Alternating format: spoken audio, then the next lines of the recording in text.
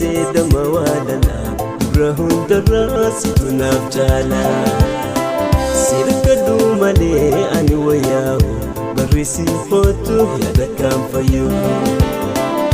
Pirezidaantii Shimallis Abdiisaa walii galatti piroojektota xumuraman eebbisiisuun dubbii dubbataniin misoomni Jimmaatti eegalame yeroo gabaabaa keessatti Jimma giddu galeessa hawwata turizimii akka taate kan agarsiisudha jedhan.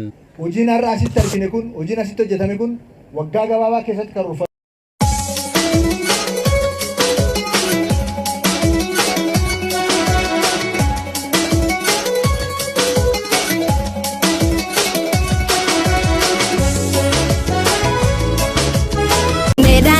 Jimma kakkabuufi sabboonticha harkee haaraa galfachuufi